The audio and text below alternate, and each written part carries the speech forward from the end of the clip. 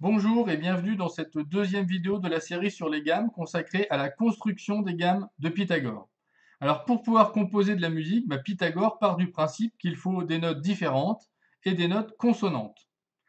Alors on l'a vu dans la vidéo précédente, les sons les plus consonants sont ceux dont les fréquences sont dans un rapport de 2, et ensuite ceux qui sont dans un rapport de 3/2. Alors, les sons de rapport de fréquence 2 sont tellement consonants que Pythagore va les considérer comme une même note, ce qui sera confirmé plus tard par ce qu'on a vu dans la vidéo précédente, c'est-à-dire le fait que les harmoniques de l'un sont entièrement inclus dans ceux de l'autre. Alors, il va donc créer un ensemble de notes dans l'intervalle F2F, qu'on appellera plus tard donc une gamme, et chacun de ces sons va correspondre à un son de fréquence avec un rapport de 3/2 par rapport à la précédente. On appellera ça une quinte, on va l'expliquer très bientôt. Alors on part donc d'une note arbitraire dont la fréquence est F, et pour construire les notes suivantes, on va multiplier par 3/2. Si, donc la première note c'est 3/2 de F, si, comme pour la suivante, lorsque l'on multiplie par 3/2, ici on obtient donc 9 quarts de F, on sort de l'intervalle F2F, eh bien, on va diviser par 2 pour ramener dans l'intervalle. Alors pourquoi diviser par 2? Parce qu'alors, les deux notes 9 quarts et 9 huitièmes sont dans un rapport de 2 et donc sont la même note. Alors, euh, on continue comme ça à chaque fois. On remultiplie par 3/2 pour avoir la note suivante. On est dans l'intervalle. Là, on remultiplie par 3/2, on sort de l'intervalle, on divise par 2 pour se ramener dans l'intervalle. On obtient une gamme qui contient 5 notes que l'on appelle la gamme pentatonique. Et cette gamme, elle a été utilisée dans un certain nombre de pays comme la Chine ou l'Irlande. Alors cette gamme, elle retombe presque pour la note suivante, pardon, elle retombe presque sur la note de fréquence 2F. Alors je dis bien presque seulement, il y a un petit écart, mais ce petit écart, on va s'en satisfaire dans certains cas. Alors, à partir de là, dans cette gamme pentatonique, parfois, on va chercher la dernière note de façon différente. Donc on enlève celle-ci, et au lieu de continuer avec des quintes ascendantes, on va l'obtenir avec une quinte descendante. C'est-à-dire qu'on va prendre la note de départ, la F, et au lieu de multiplier, on va diviser par 3/2. On obtient donc 2 tiers de F.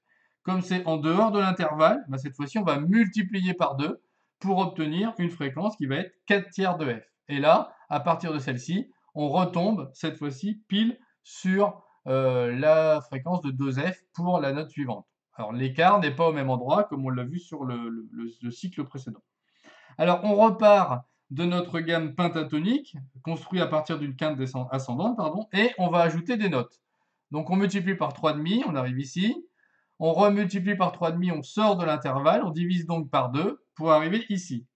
On arrive à une gamme qui contient 7 notes. Une fois de plus, si on reprend la quinte suivante, on retombe quasiment sur la note de fréquence 2F. Et donc on obtient ici une gamme qui va être très utilisée en Occident, très utilisée par Pythagore. Alors pourquoi il s'arrête à 7 notes? Oui, parce que à l'époque on connaissait 7 astres, et vous savez à quel point les chiffres sont importants pour Pythagore.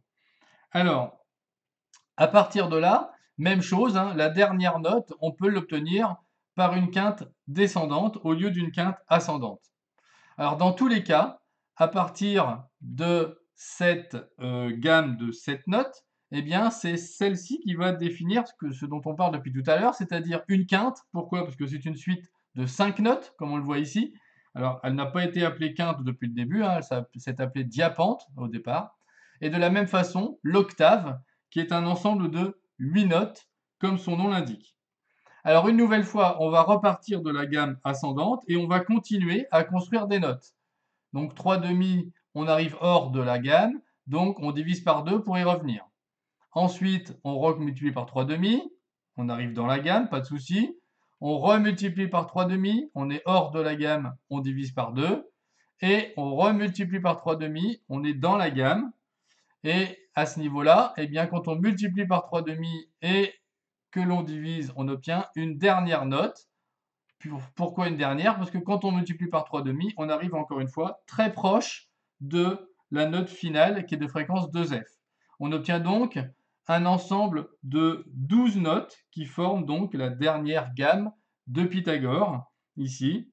Et on expliquera dans la vidéo suivante quels sont les défauts de ces gammes de Pythagore. Voilà, avec l'écart ici qui est vu sur la forme cyclique. Voilà, à bientôt, au revoir.